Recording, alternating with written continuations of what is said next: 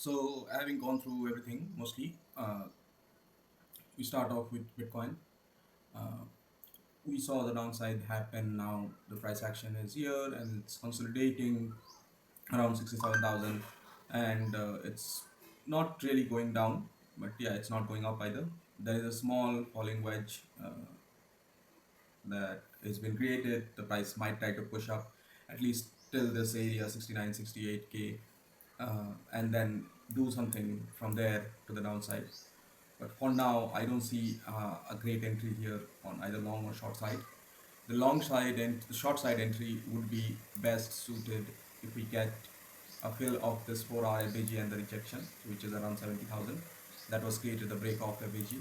So if we are thinking about it, it would be price not being able to close above and then rejecting there. Even 1 hour confirmation or 30-minute confirmation around the same level could be great in my view.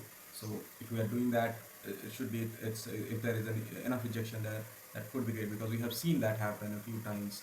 After downside has happened, the price pulled back to that same level and then rejected, as that guy mentioned on his analysis as well, which is shared through LinkedIn, sorry, Twitter, uh, that these lower lows are there for taking, uh,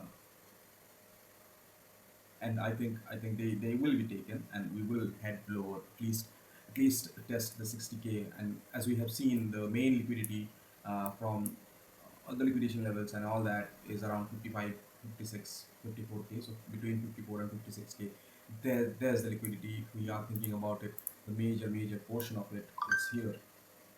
Long-term bullish liquidity is there. So if the price has to go back there, I think it needs more strength, and that strength comes from there.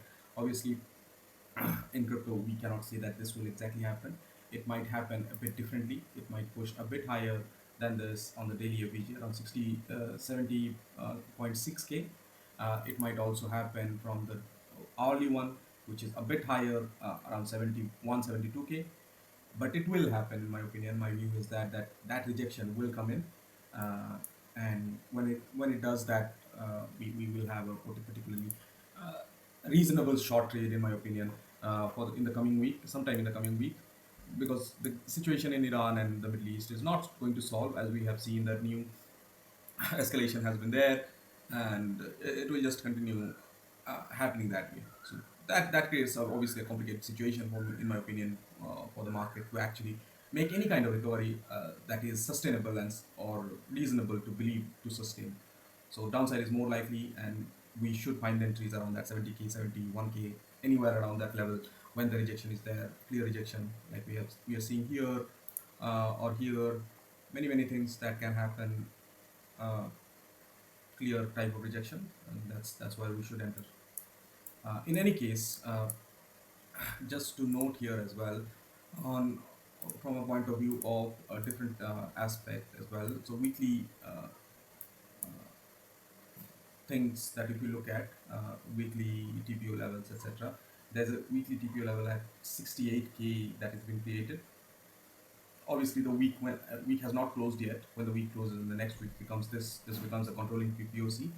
That is also a weaker point of rejection. Obviously, this value area high, which I'm talking about, 70, 71K, that is a better level to short, but will also be a weaker level to short, to watch in the coming week. So that's all. On Ethereum, I think if we break down 1900, we're going to 1850. That's a good trade. Uh, Good 2% trade. If we are breaking, let's say, these areas around 81K, I think we're going to the 78 and maybe lower around 76 as well. Obviously, there are supports in 81, in again in 78, but yeah, it's a risky trade, but something that we can do. Obviously, like I was saying, this TPO level wise as well, the main resistance is still around 88, 89, but the POC when the week closes becomes at 84. That might be a point of rejection as well, and that's something that we can keep watch for potential rejection trades. Similarly, on BNB, which has corrected a lot, uh, these areas around 628, 620, 630, which were seen as a support, become resistances, and potentially opportunity for us to short. 32 remains a short area for hype. which has been there for quite some time.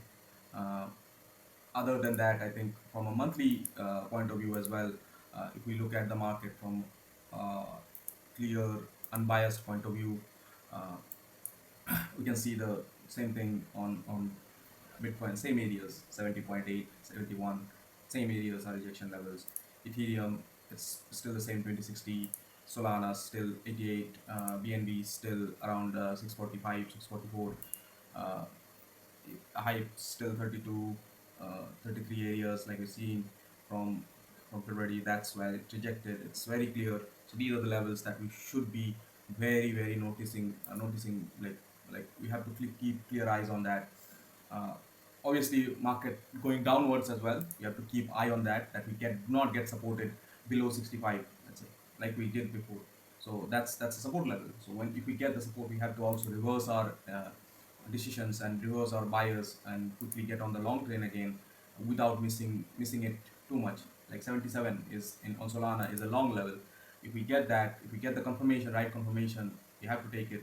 Similarly, 590, 588 is BNB's long level. If we get confirmation there, we have to take it, and we have to take it quickly. Link is a good long level trade as well, in my opinion. Very flat triple bottom there at around 8.15, 8.16. Uh, I think that's also something that we could take when the time comes, if the time comes, if the confirmation is there, all those things. Other than that, I think it's pretty neatly outlined market.